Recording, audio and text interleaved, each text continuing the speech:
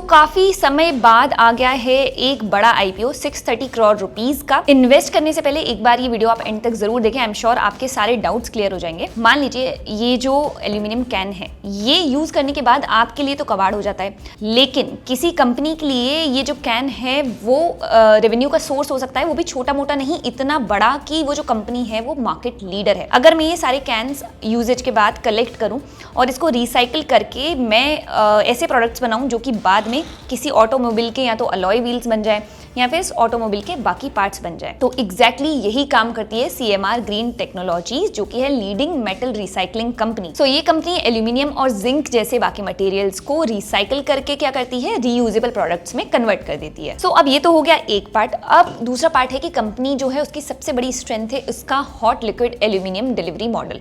Normally factories को aluminium दोबारा melt करना पड़ता है जिसमें एक्स्ट्रा टाइम और कॉस्ट लगती है।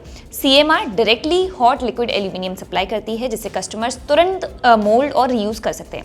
इससे उनका टाइम, इलेक्ट्रिसिटी और प्रोसेसिंग कॉस्ट बच जाता है। फिलहाल कंपनी का लगभग 80% रेवेन्यू जो है वो ऑटोमोबाइल सेक्टर से आता है। मारुति सुजुकी, होंडा और हीरो जैसे जो मेजर ऑटो मैन्युफैक्चरर्स हैं वो इसके कस्टमर्स हैं। आईपीओ का प्राइस 190 रुपीज पर शेयर है और कंपनी की वैल्यूएशन लगभग 4206 करोड़ रुपीज रखी गई है। सबसे इंपॉर्टेंट बात है कि ये पूरा ऑफर फॉर सेल है, मतलब आईपीओ का पैसा कंपनी को नहीं मिलेगा बल्कि एग्जिस्टिंग शेयर होल्डर्स अपनी स्टेक यहाँ पर बेच रहे हैं। वैल्यूएशन की बात करें तो आईपीओ 19.4 टाइम्स पीई पर आ रहा है।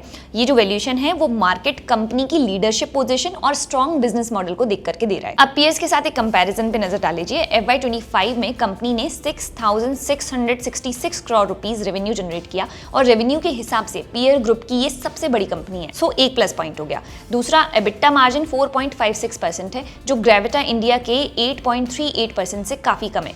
ये एक माइनस पॉइंट हुआ। आईपीओ 19.4 टाइम्स पी पर आ रहा है जो पीयर्स के एवरेज वैल्यूएशन से काफी लोअर है। अगेन एक प्लस पॉइंट मिला हमें। अब कंपनी के स्ट्रेंथ्स देखिए, इंडस्ट्री लीडर है और कैपेसिटी के हिसाब से नियरेस्ट कंपेटिटर से भी लगभग 4 टाइम्स बड़ी है। लगभग 96% रेवेन्यू रिपीट कस्टमर से आता है इनकी। लेकिन रिस्क क्या है, लगभग 50% रेवेन्यू टॉप 10 कस्टमर से आ रहा है इनका। कंपनी पर 1303 करोड़ रुपीज का डेट है जो कि इंक्रीज हुआ है from 368 crore rupees in FY23। So EV growth और राइजिंग एल्यूमिनियम डिमांड के साथ तो कंपनी की जो लॉन्ग टर्म अपॉर्चुनिटी है वो काफी इंटरेस्टिंग नजर आ रही है। ये था आईपीओ पर हमारा एनालिसिस। बाकी आप हमें कमेंट सेक्शन में जरूर बताएं कि आप आईपीओ को करेंगे सब्सक्राइब या फिर avoid. Investment in the securities market is subject to market risks. Read all the related documents carefully before investing.